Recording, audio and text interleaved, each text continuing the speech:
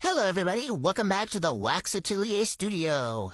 We're trying out the sexy smooth wax in purple seduction, and just look how beautiful this wax is. It's smooth. It's low temp. The color is just chef's kiss. It is so good. This client has been waxing for nearly 7 years, so she doesn't have a lot of hair to work with, but what she does have is pretty long.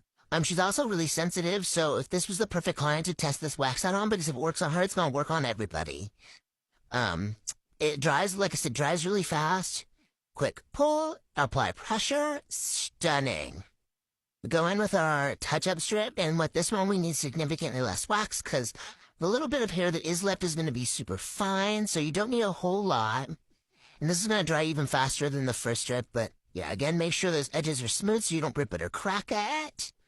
Look at her go. Absolutely killing it. And instead of a swift pull this time, we're going to do like a stagger pull. And what that's going to do is like really help pick up those little tiny hairs.